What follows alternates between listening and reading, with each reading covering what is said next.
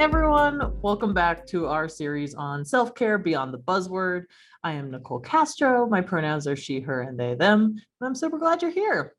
Today, we're going to be talking about how to actually implement one of these self-care changes that you might want to make in your life. In the first video, we kind of talked about self-care not being a one-size-fits-all, and that it's really any behavior or activity that helps to encourage, maintain anything you're pursuing around growth, well-being, health, or just happiness. Last time we talked about the 6 different types of self-care, and today we're actually going to zoom in a little bit on what does it actually look like to add a behavior of self-care into your life. I think we all have a sense that if it were easy, if it were a light switch, we would have done it by now. So what is the difficulty in changing our habits and routines? I want to affirm that it feels hard because it is hard. We have a lot of habit energy that really keeps us going in our patterns, and sometimes that's really wonderful. That is the momentum that helps us get out of bed, get the coffee going, and just kind of get that process going throughout our lives. But it does mean that sometimes we get a little stuck. So today I'm going to give you a little 5-part series on how to actually change one of these patterns in your life. And I'm going to use an example that continues to be difficult for me, which is taking vitamins. So the 5 parts that we're going to talk about are setting the intention, starting small, gathering supplies, building in support structures, and celebrating successes of all sizes. So to give you this example, the setting the intention is the simple part, right? Very simply, setting my intention, I want to take vitamins. Try to keep that part just not too overcomplicated, not too many stipulations and things, just I want to take vitamins. I want to get 8 hours of sleep a night. I want to call my sister on a regular basis. Just the very pure intention that is kind of driving this desire for change. And then starting small. So for me, I would like to take vitamin D and vitamin B complex every day.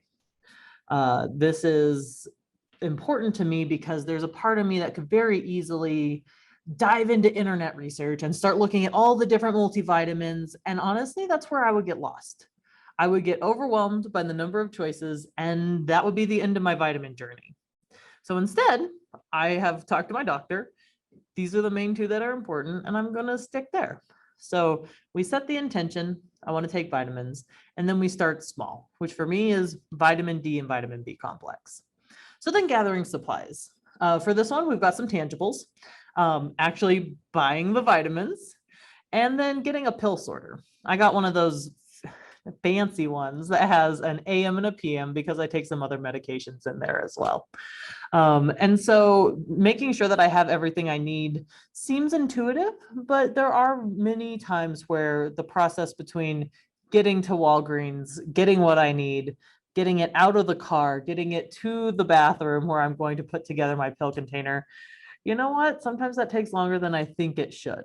So being gentle with ourselves is one of the key principles of self-care. So if it takes a little bit going from conception to purchases to getting it in the house, don't worry about it. You're still making huge progress. So we set the intention, we start small, we gather our supplies, and now we build it into support structures. So what I did is I actually I added alarms to my phone. I've got one that actually reminds me to take the vitamins. And then I've got one on Sundays that reminds me to refill the container. I also took a plastic pony bead and put it in the last day that I have pills in there so that I know, like, hey, Nicole, you're about to run out of your preset daily sort. So little things that help remind me, because if I just try to rely on my brain remembering things, we're not going to get very far. And so this is about me building in support structures so that I'm not relying on remembering. My brain is very full, and a lot's going to get lost if I try to rely on that. So I'm helping present Nicole is supporting future Nicole by building in these structures. Other things I do, I build a place in the bathroom where this pill container lives. It keeps it on the front of my mind because it actually lives on the counter. And it helps me to establish that with rituals that I already do daily, like brushing my teeth and putting my contacts in. So helping to integrate it to something that already has momentum is a great way of pairing a new habit with something that already has a good habit momentum. So we've got the phone alarms, the reminder to refill, and then we've got a designated physical space for it to live. Awesome. So we set the intention, we started small, we gathered supplies, and we built in support structures. The final piece is celebrating all successes. This goes back in with what I said about being gentle. And so we want to celebrate what we've done, not beat ourselves up for the things that we failed to do. I would love to take my vitamins 7 days a week.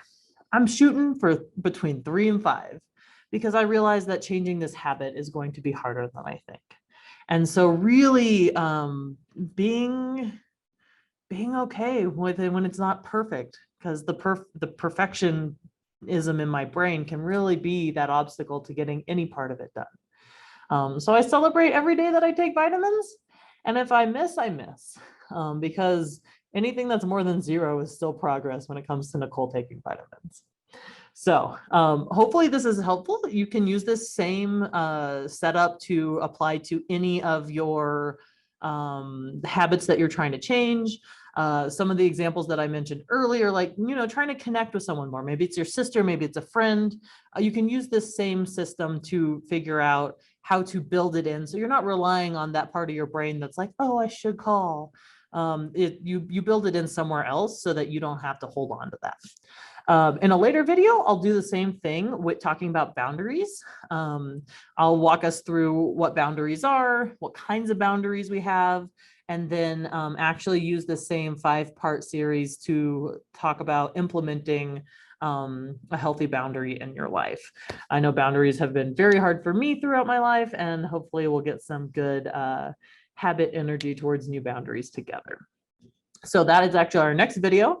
Look forward to it. If you have any questions, comments, things you'd like more clarification on, drop those in the comments. I'll be doing a live stream at the end of the month, and I'll be able to go through and answer those for you and kind of have more of a discussion about it, about the things that are going on for you. In the meantime, we've got all this other great content. We've got more of these YouTube series.